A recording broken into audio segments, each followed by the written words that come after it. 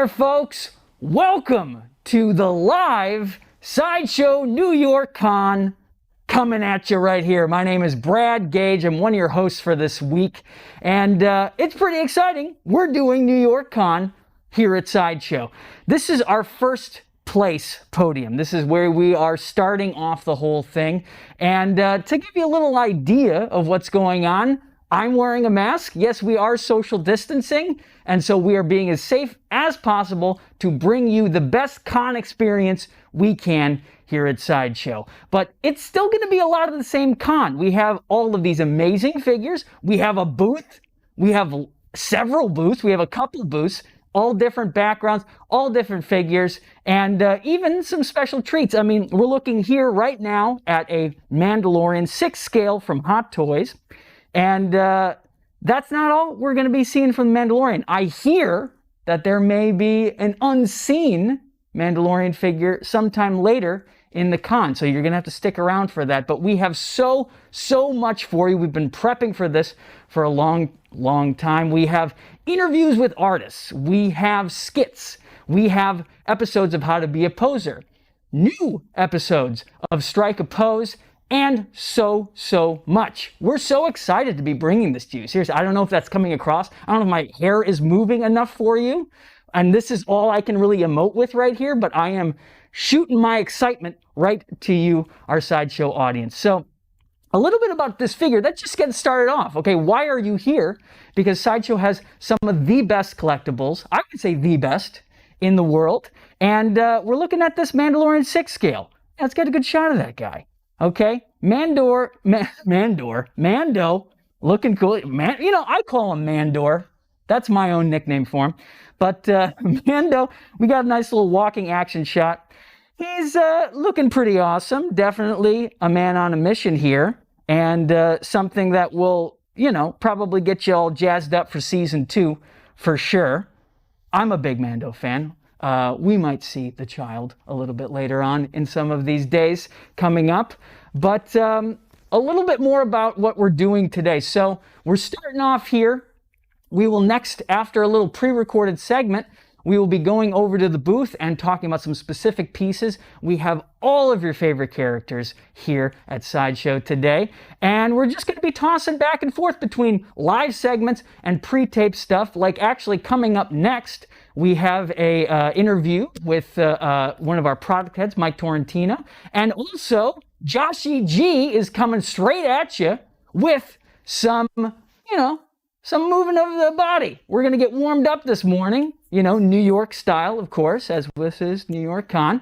But he is going to be coming at you with some fantastic ways to wake up your body and get a little workout in. So hopefully we're having some fun right now. We're going to be hearing from you, taking questions. We're having a live chat this whole time. So definitely stay glued to your screen, stay glued to your keyboards, and let us know what you want to know about what we're looking at. So without further ado, thank you for being here. We're all excited. This is Sideshow New York Con, and we're glad you're here. Hey, Paulie! Hey, guy. You're waiting in line for the con again, aren't you? Hey, New York City, here I come! Guy, it's a virtual con. I mean, yeah, we're building a booth, but we're not actually going to New York. I got every faith in Sideshow. Sideshow said Sideshow New York Con, and I expect to get the New York City experience. New York? Well, in that case, out of my way, I'm walking here, huh? Oh, I love that New York energy, don't you?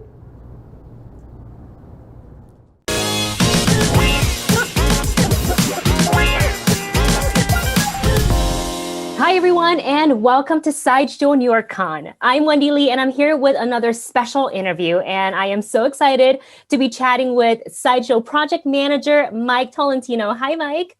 Hi, how you doing, Wendy? I'm well. How are you? I am doing good at home. So great to see you. So to get this conversation off the ground, you are a project manager at Sideshow. Can you let our viewers know what that position entails?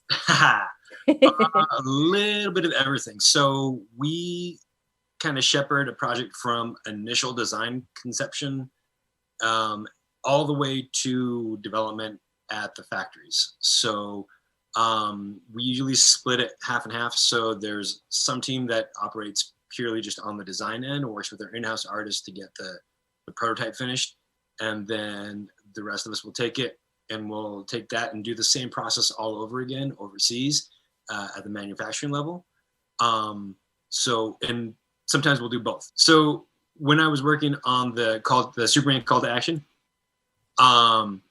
so we took that one from an idea that came up when we were working on the Superman and Brainiac statue. One of them was when we were early designs on that, we wanted Superman changing, that iconic scene that everyone has. So we took that, put it on the back burner, and then worked on that later. So that one I got to work with design, and then the sculpts, working with them.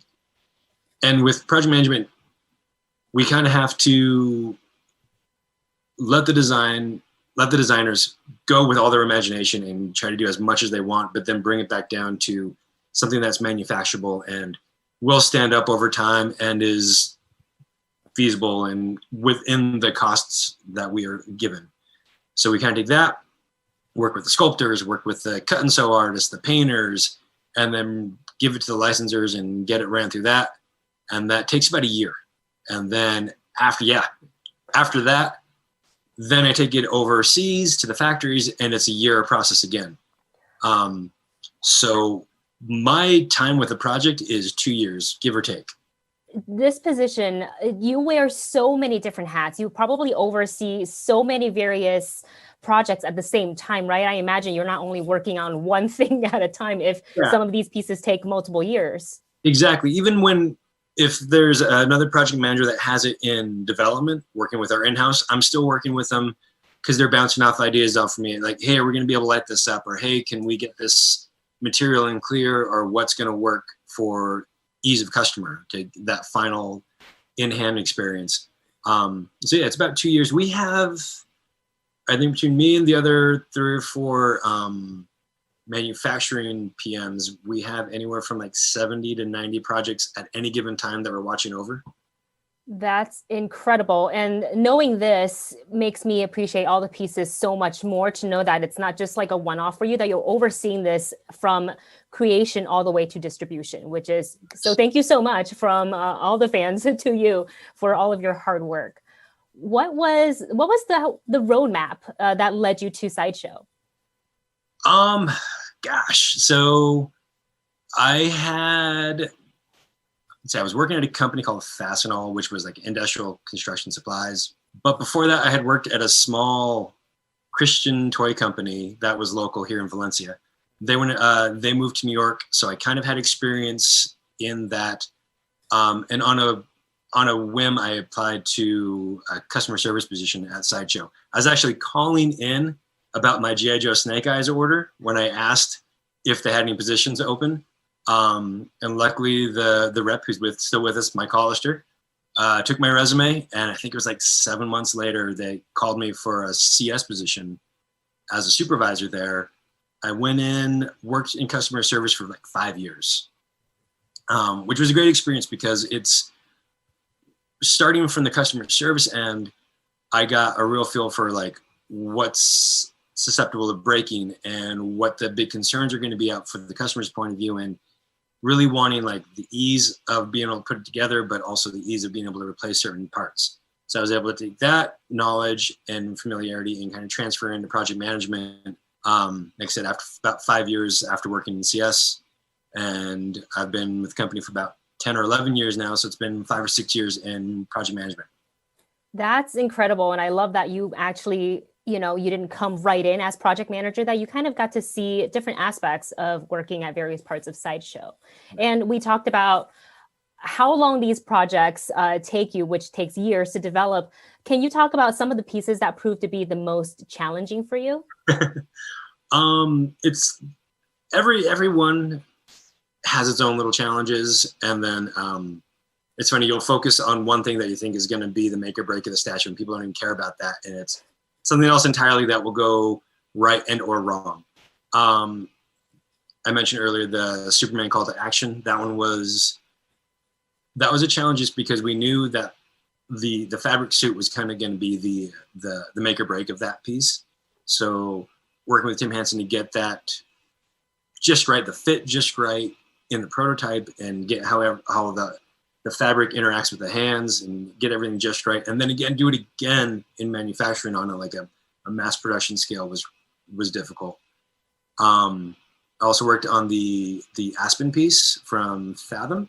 Now it's a beautiful piece, but the way that the water was like swirling around her, we really had to work on.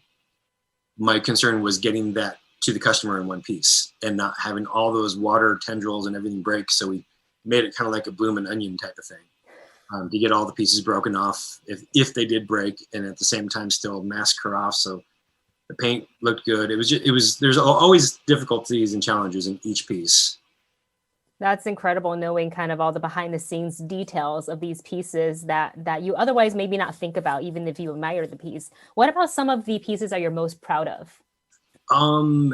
Those two that I listed, those again, because the challenge is always what you're most proud of. I just recently transferred from doing a lot of the resin statues into the 6 scale figures that we do and the unruly stuff. So those, I think like the Magneto or the Red Skull were my first 6 scale pieces that I worked on. So I'm super proud of that, just because that's always been my, like I said, I called about my G.I. Joe figure. So to be able to work in 6 scale now is super exciting. And to see those come alive and learning a whole new aspect of manufacturing and all the processes that takes in that's really exciting. But to pick I'm really looking forward to the Superman Call to Action coming out, and the Superman Christopher Reeve. It's so incredible, these pieces that you're talking about. And again, I'm just thinking about all the work, all the hard work, because it's a very collaborative effort. It's not just you saying, oh, I want things to go this way. You have artist inputs, and then you also I enjoy that you talk about, thinking of how to get it to customers. And that's so important, because I feel like a lot of the troubleshooting would kind of exist in that realm of like, okay, here's our sculpt, here's our, the finished product, but how are we going to get this to the customers safely? Exactly. Yeah. It's the manufacturer PMs are always looking at what could break, how are we going to fix it? How can we still maintain the artist's vision, but still make something that's going to be solid for the customers? So we're always looking at something. We're always learning from past experiences and things that went right and wrong, and trying to fix them. Getting a lightsaber to light up and have it be durable, and just how any little thing could go wrong. And it's never what we think is going to happen. There's always going to be that wild card. It's all the little details, and I guess you would have to kind of almost anticipate always as you're working through these pieces and troubleshooting while you're doing that. Yeah. Do you feel like now that you work really like hands-on with a lot of these pieces, when you look at others, does it take away from the magic of just kind of geeking out over a piece, because you kind of get a little technical about that? I do and I don't. I'm able to dissociate, and I am able to turn off, but there is, after the initial like, oh, that's really cool, like then as I look closer, I'll like the PM in me will start coming out. I'm like, oh, I wonder how much they cost to do that, and oh, they should have broke that up.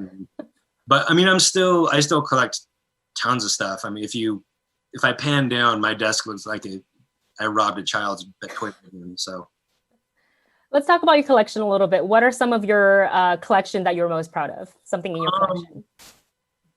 I don't know. Is my wife going to see this? Because I can't really tell her. No.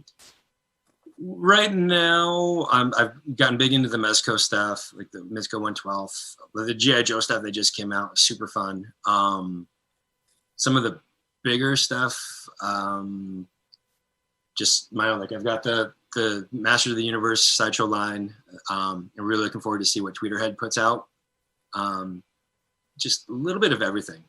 Every time I think I'm going to like narrow in on one line, I'll see something else and get distracted and try to collect all those. It's like never ending, right? You're just like, ooh, and then this one, and then this is the next, and you're planning it out. You're like, wait, I'm supposed to be working. And then you just pre-order, and it's like, oh, it's not going to come in for a while, but then they all come in at the same time. And that's when your wife is like, so what is this? Yeah, I know, that's for work. Yeah. You can say it's research, it's work. The research work. Mike, do you have any artists, any favorite artists in like kind of any various art forms? I hit comics like in the late 80s, early 90s. So I'm big into like the Jim Lee McFarlane, and like J. Scott Campbell were some of my favorites growing up. Now it sounds silly and like I'm kissing up to them, but the artists that we work with every day consistently blow me away. Their talent just never ceases to amaze me, and I'm always, if I see a statue that I haven't been working on, I was like, ooh, that's really cool. And they're always upping the game, it seems like. So everyone that's in the building. That's really amazing. And to wrap up this conversation, what is the best advice you've been given? That's a hard one. So for raising the kid, I've got 4 kids. My aunt told me not to blink. So that's, because it goes so fast. So if you're raising kids, don't blink. And then the other advice that I've been is find something you love. Find something you love doing, and then figure out a way to work that into a job that pays. And I think all of us here at Sideshow, that's pretty much the angle that we've worked at. And don't blink. And don't blink. And don't sleep with one eye open. Yes. That's really great advice. And what a great way to wrap up this awesome interview. Mike, thank you so much for taking the time to chat with us today. Thank you, Wendy. And of course, to those of you watching at home, thank you so much for joining us. Make sure you stay tuned for more Sideshow New York Con interviews. And don't forget to lay your geek sideshow.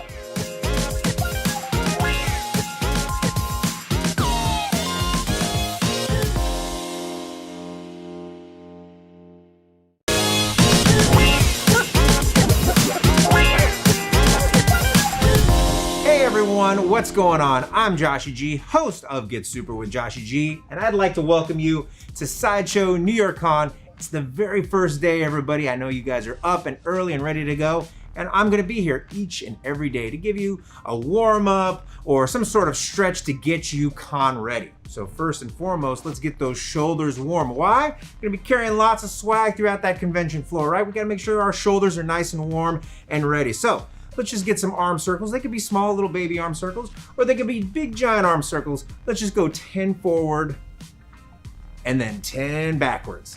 And I'm just, counting to 10 briefly in my head. You count to 10 forward and backward, and now we're gonna crisscross those bad boys. That's right.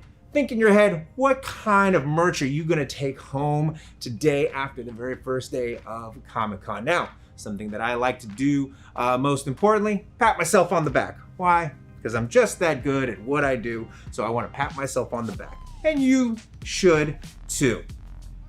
All right, after 10 of those bad boys, what I want you to do is find a surface. You can get down on your knees, or you can find something like this very snazzy Sideshow podium. You're gonna place your hands on the podium, slight bend in the knee. You're gonna push your butt back, and you're gonna push your head through your shoulders. You should feel that stretch in your hamstring, but most importantly, you'll feel it in your shoulders. All right, so let's go ahead and give it another shot. Hips back, slight bend of the knee, push your head through, make sure you breathe. And one more time, guys. Slight bend of the knee, push your hips back, stretch out those shoulders, stretch out those hamstrings, and relax. I know that was very brief, but that's all you're gonna need for an exciting day here at the one and only Sideshow New York Con. Remember, join me each and every day for a warm-up or a stretch to get you con strong. And I'll see you guys tomorrow.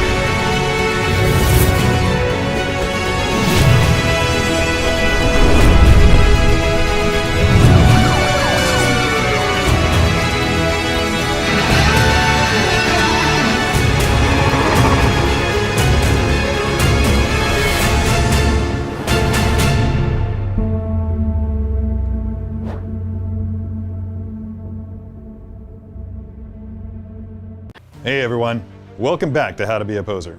Today we're on the hunt for a murder bot. To catch him, we're going to need the help of the Iron Man Mark 43 die-cast 6-scale figure from Avengers Age of Ultron by Hot Toys. Let's get started.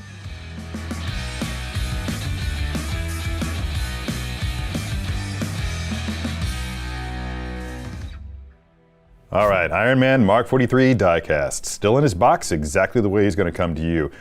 Still one of my favorite designs for the Iron Man armor. It comes with a great portrait of Tony Stark, an extra mask to go over that portrait, a few other accessories over here, including an awesome dioramic base. Can't wait to see what I can do with all these things, so let's get rolling.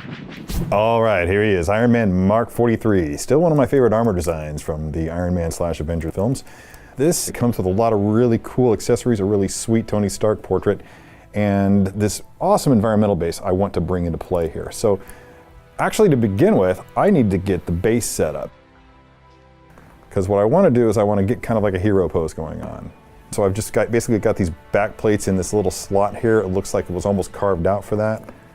So I've placed that right here, and I'm using this arm as a means of supporting it.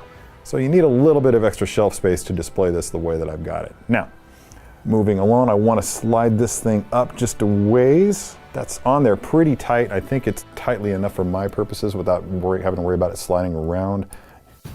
Let's go ahead and pop this head off and replace it with Tony Stark's head.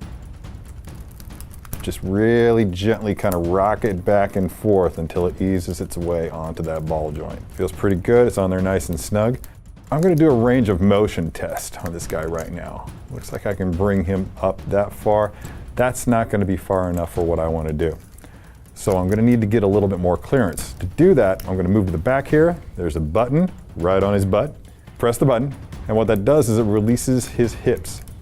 See how that just pops down like that? That gives you a good deal more clearance along with lifting these things up. You know what, just moving those two armor pieces out of the way I think is going to give us enough motion that I can accomplish what I'm trying to do here. Very gently move that thing. You can avoid scraping up against these plastic components because that will scratch the paint. All right, so I've got the base ready. Let's bring that into play here. So my original thought was that I could put this foot on top of this Ultron. When I had the leg raised up, there was quite a bit of separation going on here between his inner thigh and his pelvic area. So I thought that was unattractive, so I'm just going to move that. I mean, it looks a lot less dynamic, but it enables us to do two things. Kind of close that gap and also close the gaps between the torso on the abdomen. Now, just to get this guy a little bit more centered, I'm going to move him onto the center of the stand, play with that arm just a little bit to get it to fall naturally, or at least look a bit more badass. Cock that arm back just a little bit like he's ready to throw a punch if he has to at any second. Bring that hand around to the proper position for a punch that's about to be thrown. Yeah, I think that's working better than what I had going originally. So never be content, always try to do something better. And yeah, there's a solid Iron Man Mark 43 post-battle hero pose with Tony Stark's face exposed. I dig it. The technological leap forward that Tony Stark achieved with the Mark 42 autonomous prehensile suit prototype was perfected in the Mark 43. Coupled with its ability to link with the Mark 44 Hulkbuster, the Mark 43 represents a turning point in the evolution of Iron Man.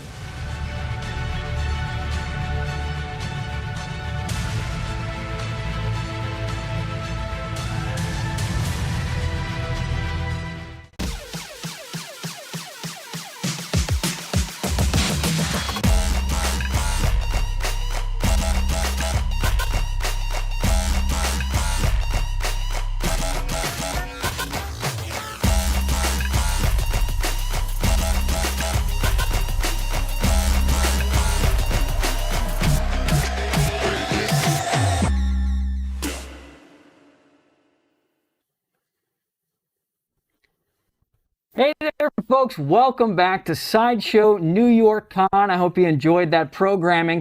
Well, we've got the actual con here for you today. I'm Brad Gage, and we're going to be listening to you folks as we are looking at some of the figures, statues, maquettes, everything we've got in here. And I got an iPad right here, so if you have a question, if you got a comment, you got something you want to say, go ahead in the chat. We are live right now on YouTube, Facebook, and Periscope, so let us know what you think. This is all about you folks, and so we want to make sure that you are part of this con. But without further ado, we have our content coordinator here at Sideshow, Amy Chase, everybody. Hey guys, good to see you again. I'm back after our rousing success of Summer Sideshow Con, where once again we are going to get to show you guys all of the fantastic collectibles without the plexiglass. There's no fear of bumping or running into the podium, so we can show you guys closer looks at all of this stuff. And we have an amazing spread here, kind of reminiscent of our classic New York booth, but with some added dioramas and extra things we wanted to show you. So we do want to focus today on the diorama right behind us. We do have the Avengers Assemble collection by Sideshow. This is a 5th scale statue collection, and I almost feel like if you have been collecting the whole line, this is what your home could look like right now. This is the Assemble collection assembled all together. Thank you for assembling the assembly. Yes. I appreciate that. The Avengers do love to assemble, and this is... it's kind of their favorite thing. It is. It's in their name. And one of the coolest parts about this is you guys can see in the assembly here, they all have proximity bases. They don't fit together. Proximity is the nice term we use for when they look good together, but you don't have to have every single one of them to complete your collection. So let's get started here with taking a look at who we have. Right here, we do have the Incredible Hulk statue. He is sold out, but there is a variant to him if you are still missing a Hulk for your lineup. We also have the Wasp statue. Beautiful, one of my favorite Avengers personally. Very excited to see her. A lot of these pieces are entirely sculpted with the exception of Thor, because of course he does need to have his glorious Asgardian cape. And then right up front, we do have the King of Wakanda himself, Black Panther. Now, Black Panther is currently waitlisted, so if you are hoping to add him to your collection, you're going to want to jump on the waitlist. There is no guarantee, but that is your best chance now to get this piece. He is carrying his tribal Wakandan spear. He does have his signature Panther medallion. And on these pieces, you can see they have a great load of detail in the textured sculpt of their costumes. So while they may not have fabric elements, the artists have taken great care to recreate athletic and durable textures that superhero suits would genuinely have. The battle scene that is going on is kind of a generic destroyed city, so you do see there's no specific kind of identifiers until we get to Thanos of where they might be, but Black Panther does have a traffic light. It does not have a light up feature in it, but you can see some nice bits of rebar and detritus there as well, giving the scene a real epic kind of this is the battle to decide all battles feeling going on. Well, how would it? It couldn't light up. It's broken. No, it's demolished. That could not light up. Yeah. They're gonna have to call damage control for that. The company that handles the superhero insurance problems. So then next we do have Thor, the mighty Asgardian. He is sold out on our website as well, but if you do have him in your collection, that's what he looks like. I do like that our booth construction team has so nicely posed him in front of the lightning. Nice little visual touch showing you guys just how much we put into this convention setup here. So then next we do have Captain America. If you're looking for a leader for your team, he is almost sold out on our website. The exclusive edition is sold out, but you can still get the collector's edition, which you are seeing here with the winged helmet. Yeah, I love this version with the wings. It's definitely, I think we're so used to the movie sometimes. It's like, no, this is the classic look for this guy. Yeah, and then those classic Captain America kind of fish scales on the armor. Of course, he's got his shield that does have some slight battle damage to it. Just a really nice down low heroic pose that looks really nice kind of towards the front of your collection. Opposite Cap is Iron Man, who is currently sold out, but like the Hulk, we do have a variant for him that is still available, and we'll get to that shortly. But up top, who are the Avengers fighting? It is none other than Thanos, the Mad Titan himself. Now, I said we couldn't exactly tell where this battle was taking place, but I think Thanos kind of seals that deal for us because he is standing on top of the ruined A from Avengers Tower. So this is a battle that the Avengers have some personal stakes in because Thanos has come to New York City and stepped on their turf, as it were. I love the bold colors going on here. That bold blue and gold. It's it's the comics, it's the cartoons, it's everything. Yes, and for those of you who prefer the cartoon version, or not cartoon, the comic version of Thanos, this is the classic statue. There is a modern version of this statue as well. Both of them have two portraits, and you are seeing the grinning portrait. Of course, Thanos, for all of his gloom and doom, he's a guy who likes to smile. It kind of means bad things for everybody else when he's happy. But this is the portrait, kind of has him looking up at the gauntlet, more traditional Infinity Gauntlet pose. And then the alternate portrait that both the modern and classic versions come with is a face-forward, kind of grimacing, staring forward. So you can choose the direction that he's looking in your collection, which really complements maybe which Avengers you have and who he's facing down in the collection. So he is available for pre-order, both classic and modern, on our website. I like the smiling Thanos. He's more relatable.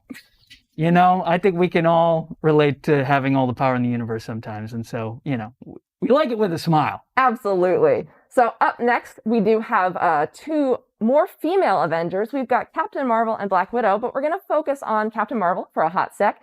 This is the exclusive edition you are seeing. She is still available for pre-order. So if you are interested in getting the Energy Mohawk portrait, then you're going to want to pre-order the exclusive edition. She is raising up off the ground with a photon blast in her hand.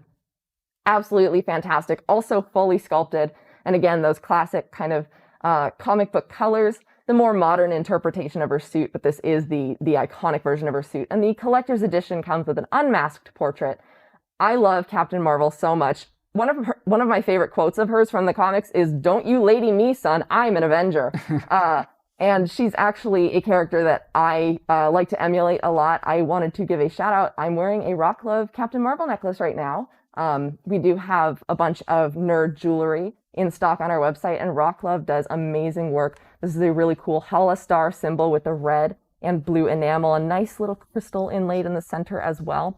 And for those of you who may or may not know, when I show up on Sideshow's video coverage for conventions, for San Diego Comic-Con's past, and even Sideshow Con, I always wear something Captain Marvel because she kind of inspires me to go higher, further, faster every day at the convention. So if you are interested, the Rock Love Captain Marvel necklace is in stock on our website. It comes in a lovely Marvel-themed box with constellations that even have the cat on the box design, so I think that's super cute. But that's my convention secret, and my connection to Carol Danvers is in every video I'm always wearing something Captain Marvel. For Here's a quick question though. Are you such a fan that you would do an energy mohawk? That's the thing. You would do it. Oh, right. I don't know. I mean, I don't know if I'm confident enough to rock it, but if it looked as cool as hers and maybe had a helmet to go with it, I think I would. Yeah, I was thinking about it. Once I get out of my house once in a while, I'm gonna maybe try for the energy. Excellent. Yeah. You do it very well too. You got the orange. It's time. Yeah. Once the new year comes, the new me. Anyways, we got to get back to the figures. Speaking of redheads, we the lovely, mysterious Black Widow. You guys are seeing the collector's edition currently with her long-haired portrait, and she has an exclusive short-haired portrait. They did just set an edition size on her, though she is still pre-ordering. The collector's edition is limited to 500 pieces, and the exclusive is limited to 250. So if you want to add this notorious super spy to your collection, you're going to want to jump on those pre-orders as soon as possible. She too has a destroyed building themed base and a sniper rifle, as she's ready to take aim from a distance and help her teammates.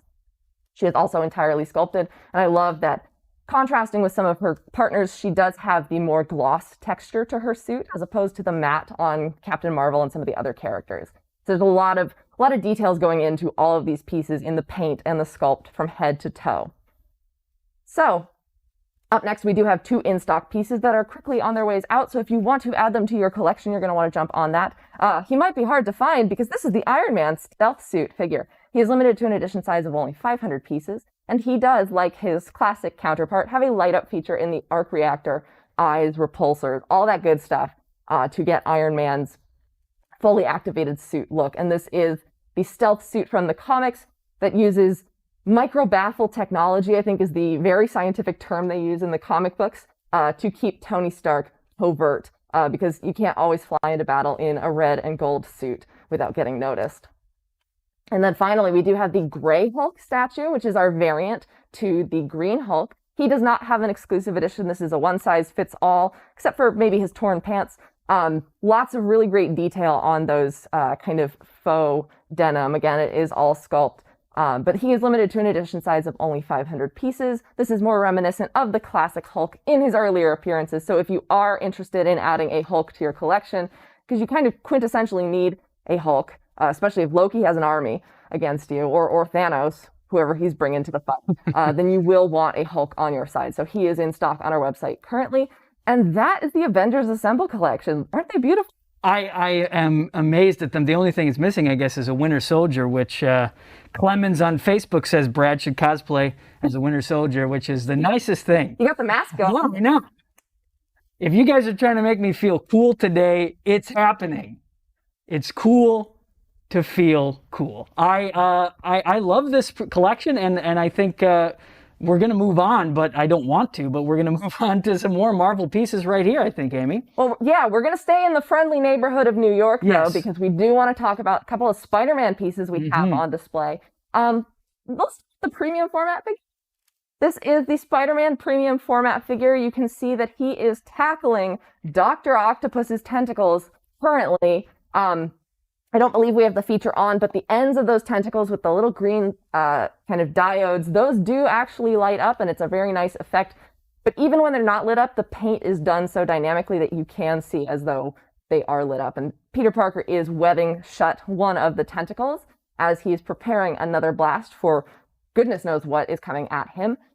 This is the collector's edition you are seeing. The exclusive edition does have a classic portrait with larger eyes as well. And this piece is entirely sculpted. And I believe, correct me if I'm wrong, I believe the monitor that we're looking at is an Oscorp monitor. It is Oscorp, yes. It's an Oscorp monitor, and Peter Parker's camera is caught up in the webbing as well. So there is a whole story going on with this piece the more you look around it. I believe it is in stock on our website or possibly back in pre-order, but that knowledge is escaping me at the moment. And I do really like with our Spider-Man pieces, the sculpted webbing on his suit always has a nice raised texture to it. So it catches the light. It gives Peter Parker a sense of dynamic movement and just really adds some dimension to the webbing on his costume. Yeah, I always love it when a base tells so much more of the story and really puts you into place. And yeah, just that little thing where you're like, oh, is that a lens? Oh, that's a camera right there caught in the webbing. And so, so he's got to get photos of himself somehow. Yeah. He's got to keep up the ruse. Sell them to the Bugle. Yeah, and bases are such an important part of the figure because they support them, they don't detract from them, but they add to the story. Speaking of, we've got the Spider-Man versus Venom maquette with quite a story going on here. Almost a classic tale between Spidey and Venom because we do see a bell tower destroyed on the base. A lot of references in our Venom pieces to the sound and the church element, the bell, which first separated Peter Parker from the symbiote suit. This is a really, really fun and dynamic piece between a monstrously huge Venom and then a lithe and nimble Peter Parker who is jumping backwards off of this base. But the symbiote does have its hold on him around his wrist, as you can see, and Venom is preparing to take a swipe at Spider-Man. This is the collector's edition you are seeing. There is an exclusive with an alternate portrait for Venom that is the classic with the large kind of lanternfish jaw and the large white eyes and the smaller tongue. This is definitely, from my youth, my favorite scene, my favorite moment in comics was Venom versus Spider-Man at the bell tower, the climactic moment when he finally figures out how to defeat this guy. But it looks like right here he's still having a little trouble with that. But it's just such a fantastic moment. Beautiful piece, and I mean, a truly frightening Venom face. Yeah, and among others. The sculptors have been going crazy and really pushing the limits of physics because the physics that exist in comic books are so much larger than life. And so to get that really nice balance on Peter Parker, who is almost entirely off the base, he is only balanced by his wrist. I think that's a really nice challenge and really sells the piece and the action of the character of Spider-Man for this. So you guys can pre-order on our website right now. And again, the exclusive edition does have that alternate portrait for Venom if you prefer a more classic Venom. Well, let's keep on moving here, keeping it in the Marvel family. We're going to jet on over to some Iron Man pieces. And just got to say here, Sam, you're getting some comments. Great job on the camera work. You're doing a fantastic job. So, we're figuring this out. Day one of the con. You are the eyes of the audience. Yes. All right. So we do have a couple of beautiful Iron Man maquettes here.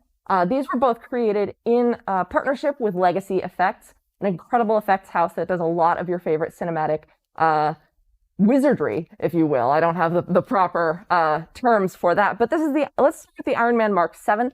This is as seen in the Avengers film, and you can tell he is gliding over a destroyed Chitauri.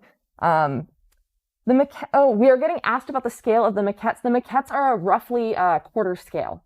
I want to say that the Mark 7 is about 21 inches tall, but that is a number that I think I remember correctly, but I'm not 100% sure. But they are about quarter scale Iron Man pieces. Beautiful metallic suits, and I love the difference between, we've got the 43 on display here, and just watching the evolution of the suits. You guys can see that this piece has light up features in every angle. The jet propulsion on his boots. He's got the repulsors in his hands, the rocket on his wrist, the eyes, the arc reactor, and of course, the epic explosion as the Chitauri glider breaks beneath his feet. And that smoke cloud is really cool. And it looks so vibrant, even in the lights here. But when you get this piece in your collection, you turn off the lights and you got an Iron Man mood lighting piece. This is the whole family gathers around this to sing Christmas carols. You can warm your hands by the fire. It really, it looks warm. It looks like something that you are automatically drawn to. I'm blown away. This is my first time seeing this maquette, and I'm just transfixed right now with this piece. And it really captures some of that energy of the Avengers film too, where he's shooting in one direction, but he's got his repulsors out in another. There's something going on everywhere you look. So the other piece that we have on display in partnership with Legacy Effects is the Iron Man Mark 43 maquette. That is XLIII. There we go. This is from Avengers Age of Ultron. This is the upgrade from the 42 that we see in Avengers Age of Ultron. It is the suit that can go into Sentry mode. So you can pretend that Tony Stark is inside the suit, or he's in Sentry mode and sending it to deploy. You guys can see that he also does have the light up features in the repulsors, chest, arc reactor, eyes, etc. And this is a color variant of our 42 maquette, which is long sold out. You guys can see that it has almost the inverse with more focus on the dark red and silver elements, and then the gold. If you have both pieces in your collection, you will find them very similar, but there are some adjustments because, of course, Tony Stark is always upgrading his armors. But I believe this is available for pre-order now on our website. If not, it's going up very soon, but I think it did just sneak up before the con. And again, if you love the cinematic Iron Man suit, this is a very powerful pose. Very nice reconstruction of the armor, again, because Legacy Effects has all of those details of the beautiful suits from the films. Well, we're going to keep it moving here, Amy, because we have so much stuff to cover. So, of course, we can't have any con without some fan favorites. A battle on the snowy landscape here. We have Sabretooth and Wolverine. So you want to tell us about Sabretooth first? Well, I do want to mention before I jump to Sabretooth, don't want to bury the lead. This is a brand new Wolverine prototype. This is the first reveal. This is the first time you guys are seeing it. So we will get into him in just a moment. But this is a new piece joining our X-Men collection. Of course, we have seen Victor Creed, Sabretooth, join the collection before. He is in the snowy tundra landscape with a destroyed log on his base. The log, as some people did notice, has some claw marks and gouges in it. So some people were hoping to see Wolverine oncoming. You guys are seeing the classic, or the collector's edition, of Sabretooth. He does have an exclusive edition with a classic portrait, larger mutton chops and shorter hair.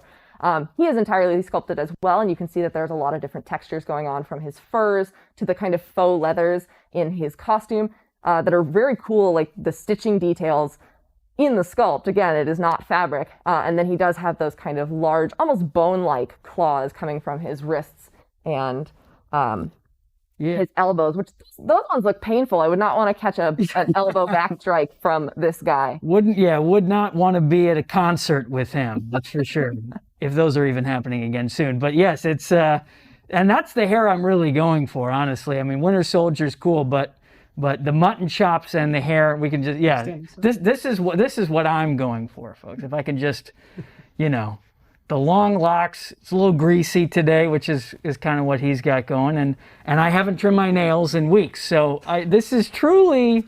I've now figured out what I've been going for, and it's Sabretooth. It's your quarantine cosplay. It's my quarantine cosplay, exactly. All right, so let's hop over to Wolverine really quick. Again, this is a brand new debut, so I don't have all the deets for you, but I can tell you exactly what I am seeing. This is our brown costume Wolverine, fully sculpted, lots of great detail, again, with that kind of faux leather element of the brown part of his chest sculpt. He does have a large X belt buckle, because how else are people going to know that you're in the X-Men if you don't have an X belt buckle going on? Everybody else looks like this. I don't know how else you would know. You know, I think no matter if he had the X on it or not, people know. They're like, oh yeah, that's Wolverine. Anywhere he goes. He also does have sculpted arm hair, which is part of any Wolverine piece, if you ask me. I mean, we do have a Logan premium format figure where the arm hair is like, it's there. It's a quintessential part of his character.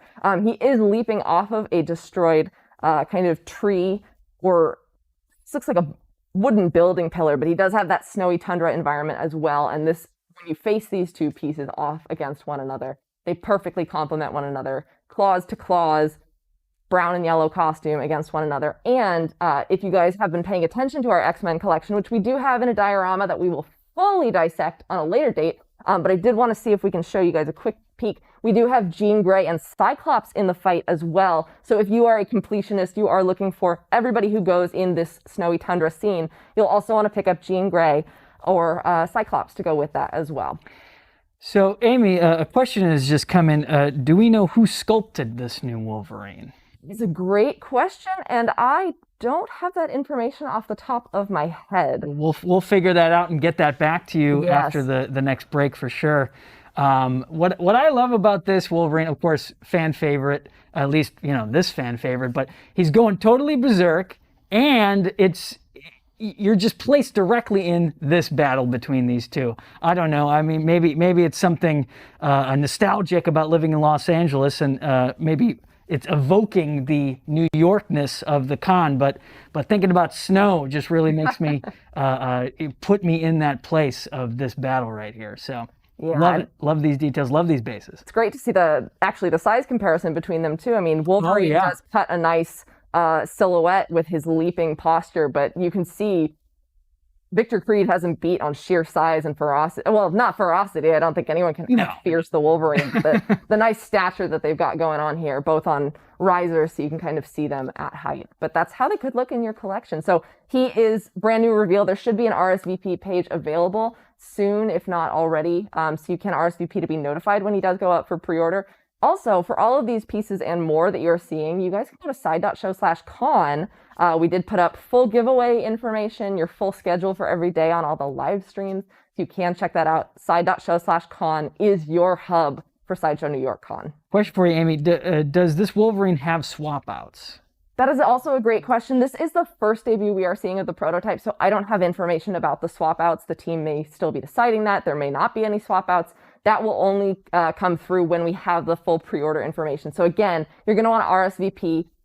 Side.show/coming soon is where the RSVP pages will be hosted. So you look for the preview of the new Wolverine premium format figure, and then sign up to be notified. And as soon as we have that information, you will get a heads up.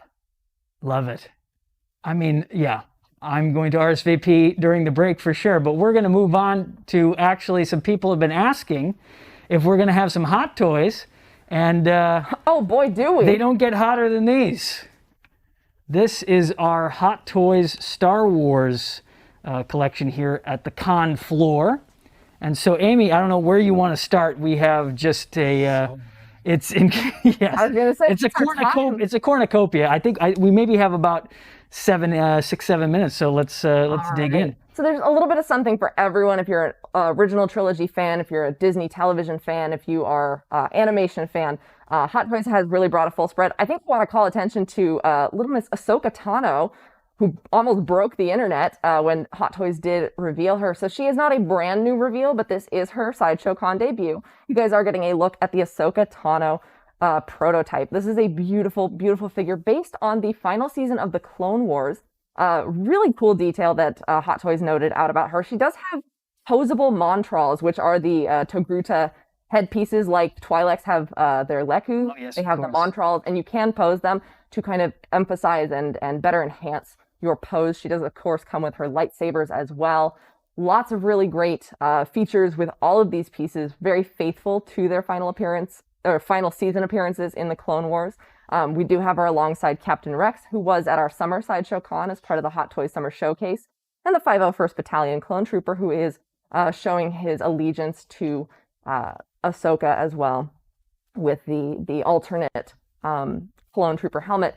Now, along with Ahsoka, a really great reveal that they just did was the Darth Maul figure. And this is, you are seeing two kind of views of him here because the packaging that Hot Toys has created for the Darth Maul 6-scale figure is actually the Mandalorian sarcophagus that we see him in the series. He is currently flanked by Coruscant guards, sold separately. Both of the guard figures are identical here, but this is just giving you an idea of what you could do in your collection with this really cool and actually engaging packaging that Hot Toys has created for the figure.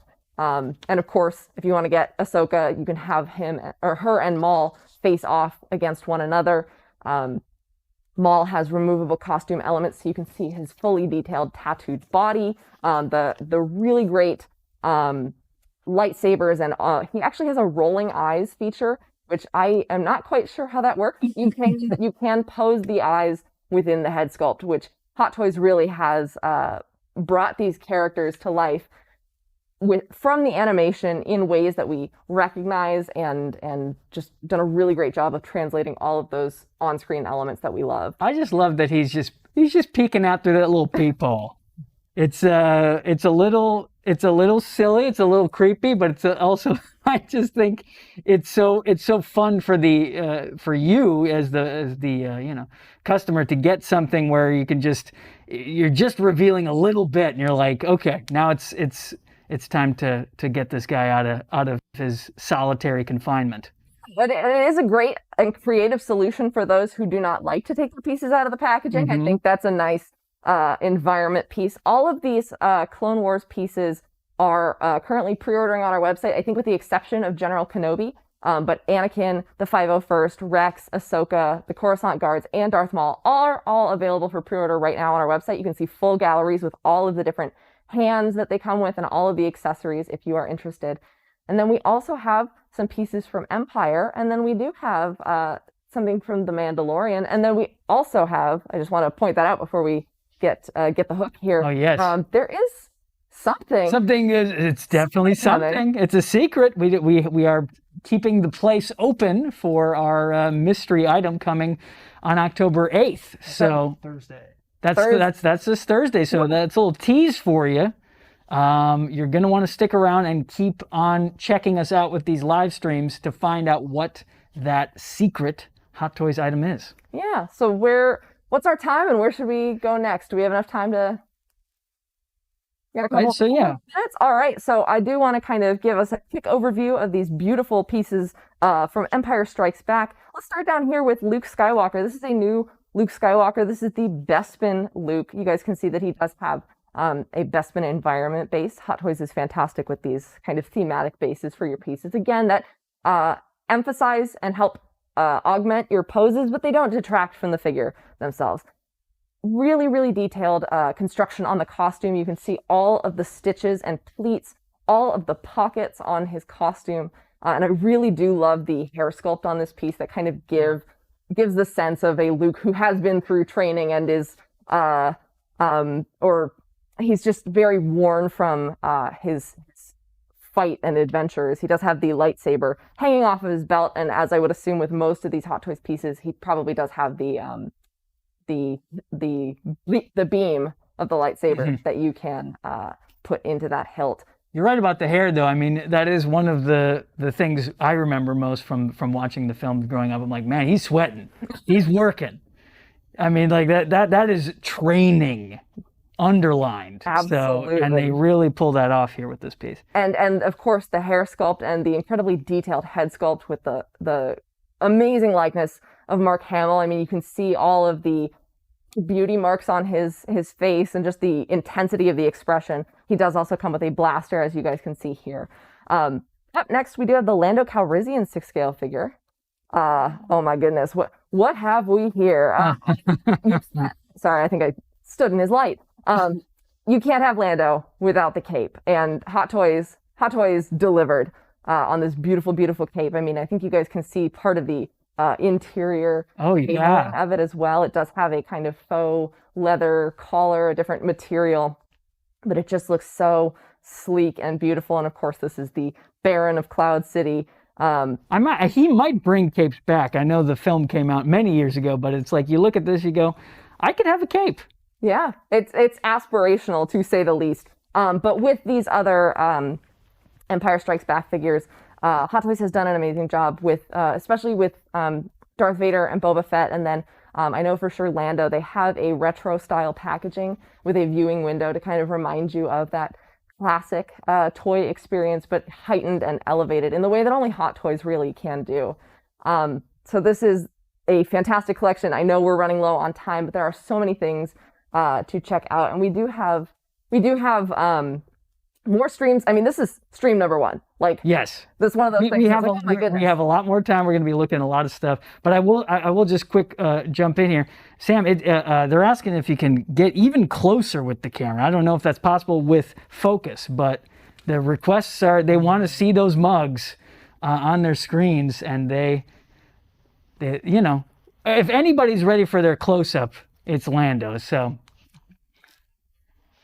But and then just another question from the chat here, Amy. Does the sarcophagus light up or have any inner details going on in there? That is a great question. I have not been able to personally interact with this version. I know on the website there is a gallery image that suggests that the sarcophagus may have a light up, but the photos do say that there have been special effects added. So I cannot verify currently, but I will do my best to ask our team that does interact with these prototypes. We can't really get in there and mess with these because these are very carefully placed. So I can't see anything. It's unclear because the gallery does note that special effects were used in the photos.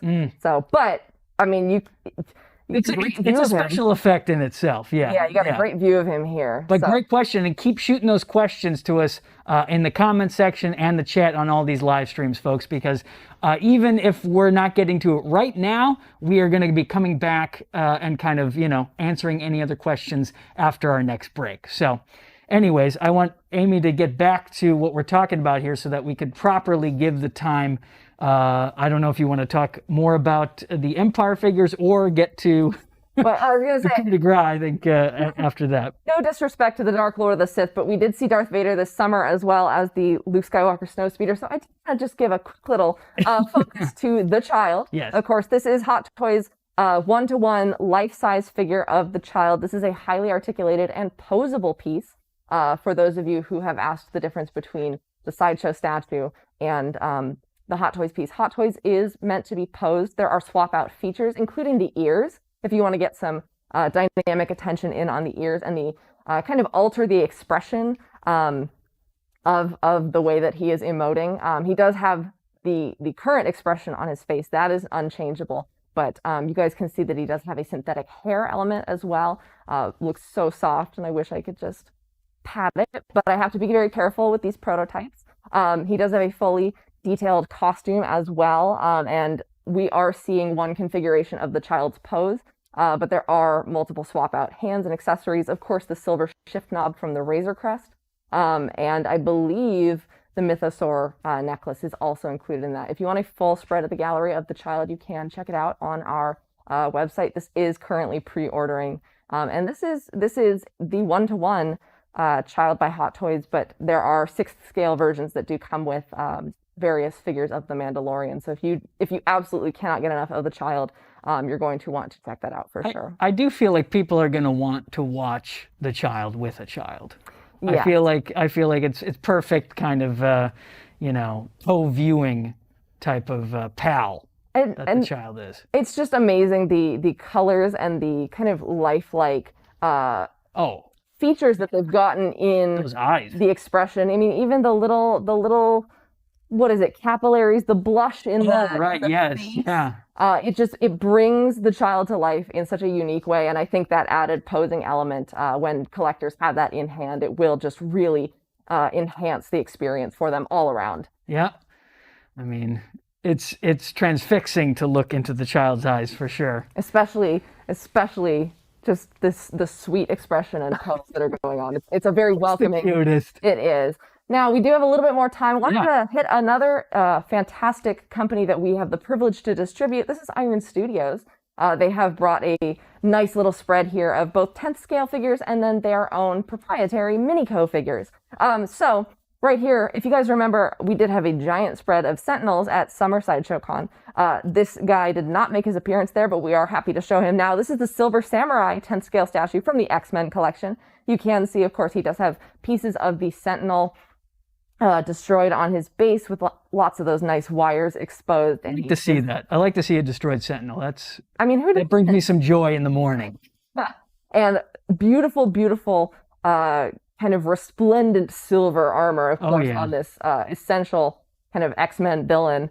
All of the Iron Studios 10th scale pieces are cast in polystone. They are hand painted and extremely detailed.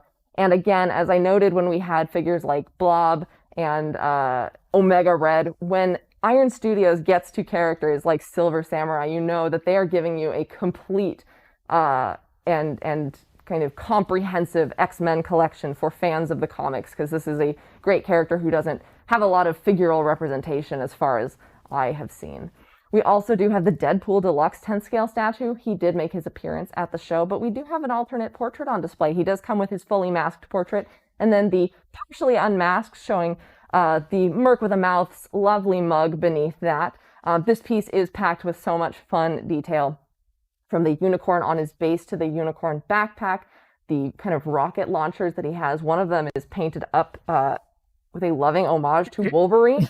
I think one of them says Cable and Deadpool BFF, or because he can never quite drop it with Cable. That is going to be the day when Cable finally admits that they are friends. And he does have one of those canisters of compressed air or who knows what that has his Deadpool face on it. And the Cable 10th scale does also have that on his base. We don't have too much time here, so maybe we just take a peek at these last three and maybe end on the man in the myth himself, Stan Lee. Let's quickly look at just real quick, these Minico figures are their stylized, very cute, kind of differently proportioned chibi almost characters. And we do have the Hulkbuster and then the Hulk in that adorable style. I do not know if these are available for pre-order just yet, but you can check that out on our website. Lots of detail to be had and seen in those pieces. They've done almost an entire roster of Avengers out of these Minico pieces, so that's always great to see. Yep. And we can actually come back to these after our last little break here, but let's end up taking a peek at Stan, just our favorite guy. I love this just because he is, he's his own superhero, and he's created his own mythos, and so. Yeah, we'll talk about these a little bit more and answer way more of your questions when we get back from this next break. But how are you guys liking New York Con? Welcome to our booth. You guys have almost done the full walk around for our day one setup, and there's no crowds to bump into. Unfortunately, there's no pizza either, as far as I know, but that New York pizza, that's the big thing for me. Yes. But this booth is all for you guys, and we are so excited to continue to share these with you. And we'll take a look at those questions. Lots more to see and do here at Sideshow New York Con. Fantastic. Well, we'll be right back after a little pre-recorded break. We got some great content for you, and keep on streaming here. We'll see you in a little bit. Wow! Would you look at that? The Big Apple! Hello, I'm Casey Love, and I'm going to take you through painting Venom on a Spider-Man vs. Venom diorama. Let's get started.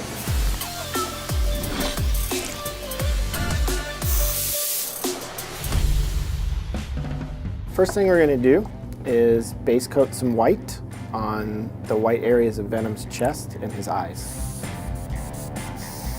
I'm gonna build this up in thin layers so it doesn't get too thick. I'm not worried about going out of the lines because I'm going to seal this white and mask it off before I spray any black. So at the torso, we have a huge spider emblem. There's a lot of nooks and crannies, so it's gonna take a bit of work to get it all nicely base coated. Got a lot of weird spots because he's so muscular. These peaks and these valleys can be tricky to get to. You can use a base like this, hold your pieces up while they're drying. All right, so we finished with the white. Now we're gonna go and seal it up.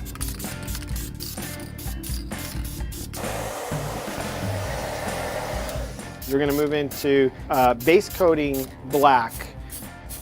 You know, again, you gotta get all the angles, especially with a rattle can. It's good to just dust coat it first like this.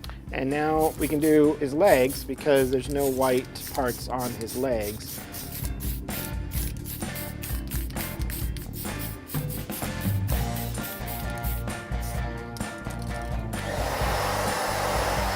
Okay, so the next step we're gonna do is some masking. I'll lay this down, get it to lay down as flat as I can. It's a little tricky because you got to work in between all these muscles.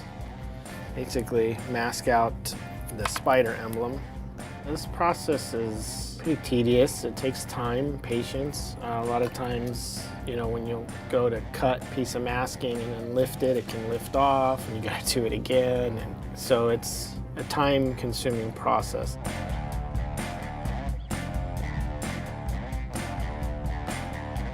So now we're working on Venom's head. So we're gonna start by just laying some masking tape over top here. And again, this has been sprayed with white and then sealed with flat sealer. All right, now that the masking is done, we'll go spray black.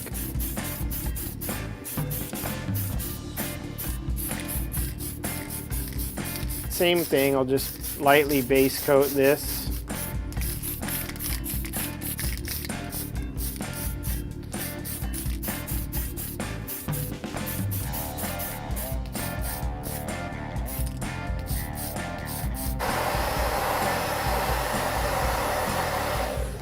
I'm gonna jump into base coating Venom's tongue, his gums, and teeth.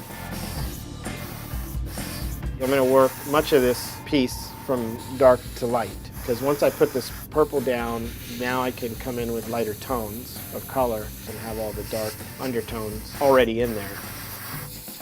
All right, so now I'm gonna just quickly base out these teeth.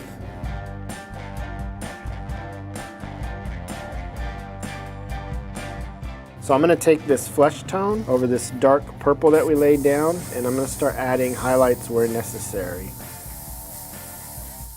I'm gonna try to hit the highlight where the light would hit it the most. Highlighting these gums a little bit.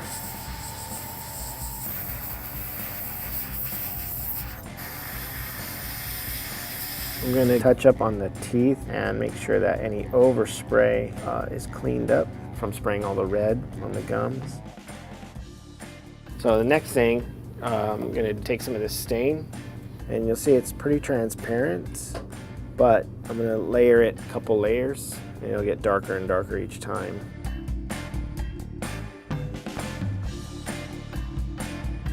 That's what it looks like stained. So I'm gonna take a little bit of the base color and a little bit of the stain, and mix those together. And now what I'll do is take this slightly darker tone and strike some highlights on the tooth. Now that we've finished the gums and the teeth and the tongue, this is just a check on the fit and to see what it looks like. So next thing we're gonna do is attack Venom's skin and give it the highlights and start adding the purples. I'm gonna use this cool gray color. And a lot of what I'm gonna do is when the piece is set up, it's really about where the light kind of hits down on the black skin. All these gray areas are eventually going to be purplish to give kind of a nice comic book highlight to the piece. As we're doing this, we're still working around our masking. We haven't taken that off yet. We want to get all the skin dialed in to where it needs to be first. So now we're going to take some pastel colors, mainly just this purple. Take a little file here and just grind it into a dust. Load the brush with a little bit of this pastel color here, and I'll just scrub it on and then kind of wipe it off. So now we're kind of pulling out that very comic book style that you would see, lights hitting the black and diffusing into kind of a purple tone. And then once we've got this color laid in over top, we can adjust it with other airbrushing on top of it. We're gonna now tone down the purple highlights that we did with the pastels. And we're gonna use some really dark purple wash, almost black. And I'm working from the bottom like this and thinking about the light from the top, that it would gradiate a little bit darker towards the bottom.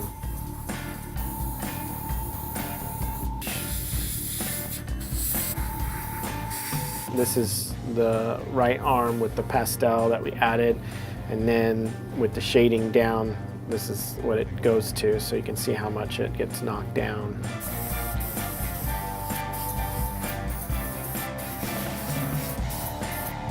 So now I'm going to take a very dark Payne's gray kind of blue and just knock a little bit over the purple.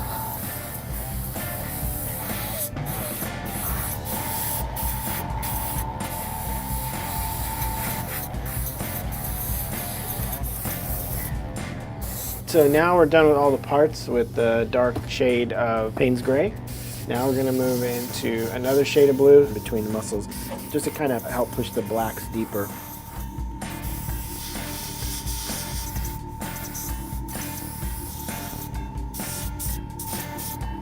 We finally can start removing our masking, and I'll use a little bit of help with this X-Acto blade. And then the big part is the body. Peel it nice and slow and easy so you don't lift any paint edges. Now had we not masked it, we would have all this black and purple all over this. We'd have to go in and try to get a clean slate for the white area, which would be very difficult to do. So now what I'm going to do is take a fine brush and some black and touch up along the edging.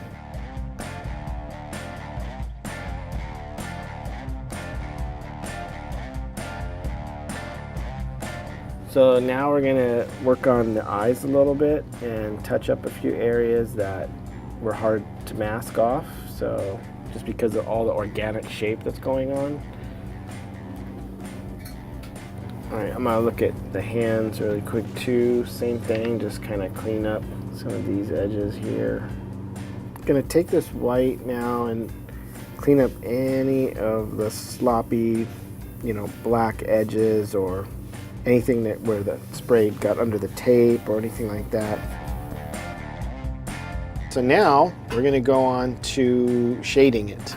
And for this step, I use this gray chalk and a little bit of blue. I'm gonna do kind of a gray-blue shading.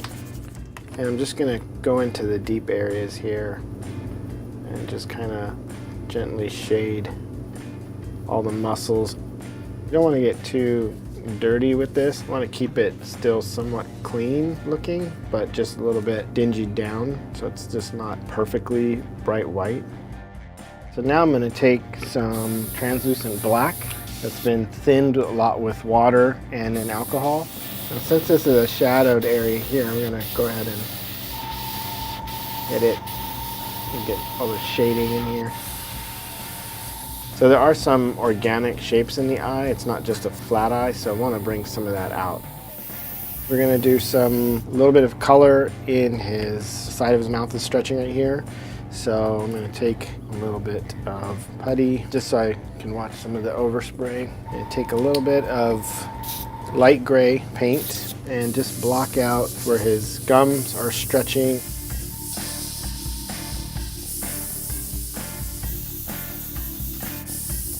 Now that's done, we're gonna now take some flesh tone and just gently airbrush this on. The next thing I'm gonna do is take this shade wash color. So I literally will flood this into this piece like this. And I'll kind of let it run into all the detail on its own.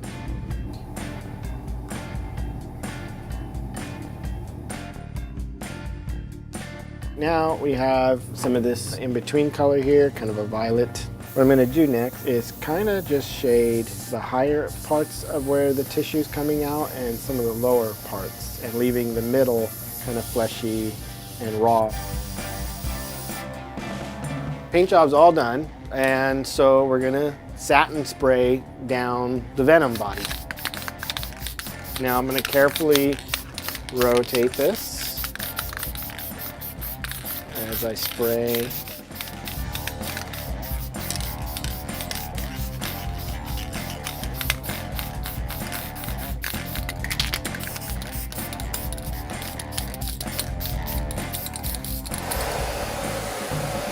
All right, we're finished with the ceiling, and here's your Venom all wrapped up.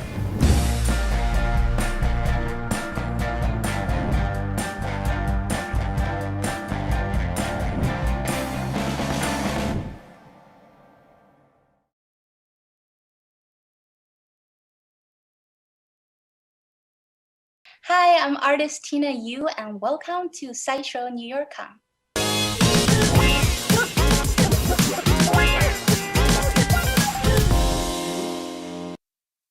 Well, folks, just like any other normal con, we got a lot of stuff for you, clearly. Hopefully you've been enjoying it so far here at Sideshow New York Con. Again, I'm Brad Gage here with our Amy Chase over here, and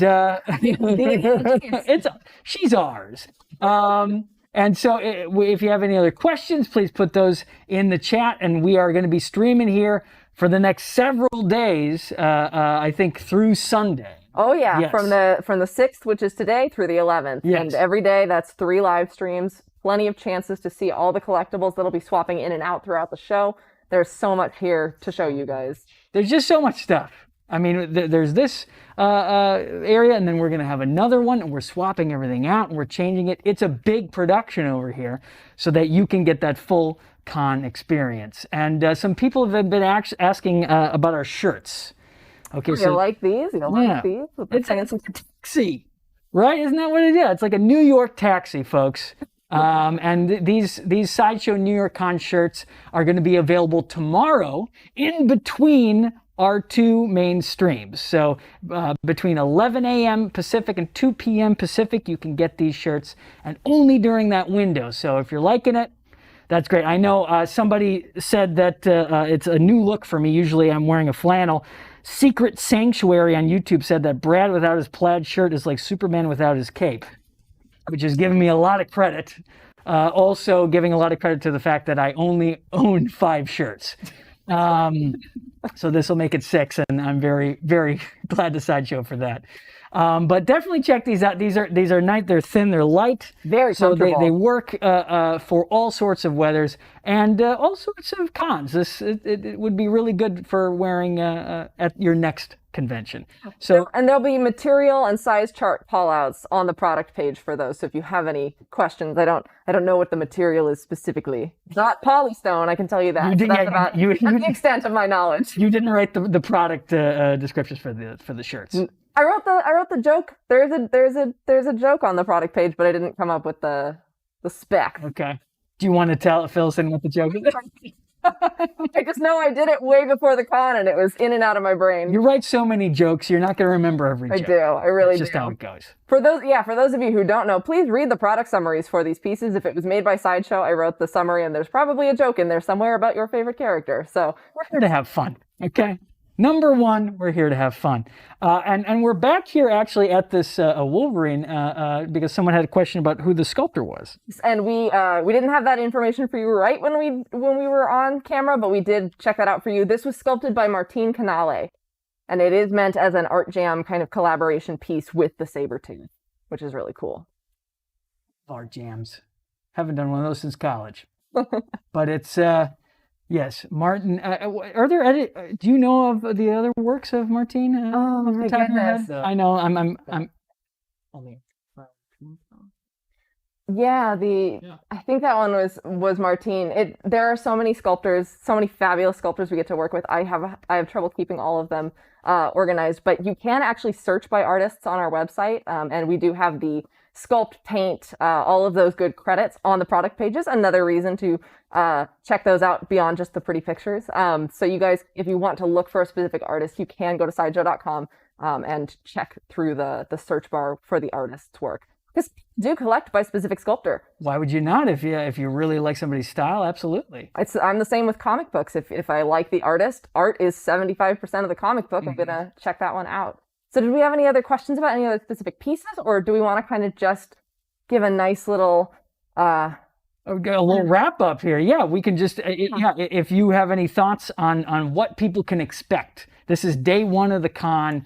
If you know of any other, kind of teases that we might be able to look forward to, if you can say without saying things. I was gonna say I don't know how much I'm allowed to tease, but I do know that we have so many amazing things for you guys. I mean, we did hint at a new Hot Toys reveal. Again, that is going to be on October 8th. You guys saw the Avengers Assemble diorama today, and you kind of probably saw ambiently around the room. We have so many really cool diorama pieces that we will be taking a closer look at for you throughout the week. We've got the Gotham set. We've got the other DC heroes. Behind me, we've got the X-Men. I know that we've got some stuff for fans of Court of the Dead, and then, of course, we're going to have some Star Wars stuff. But those will all be going into depth on different days, so you'll want to come and check those out. And those are really nice, almost like wishful views of like, this is what your collection could have. Yeah, no, I love to see them all assembled because it is, reaching self-actualization as a collector is having something like you're seeing behind Amy right here. It's just, it's kind of what your dreams are made of. That starting from childhood to now, it's like, oh, this is possible to have these people, these characters, a part of my everyday life. Yeah, and so many different fabulous distributors. We will have more distributed product that you guys can see throughout the week as well. It is always just a privilege to see not only what Sideshow's been working on, but getting to see what Iron Studios and Hot Toys are bringing as well. We've got stuff from, I think I can say, Atomic Misfit and Unruly Industries as well. Atomic Misfit made its debut this summer at Sideshow Con in July. And so really excited to show you guys the updates and the artists that we are working with for both of those original Sideshow endeavors. Again,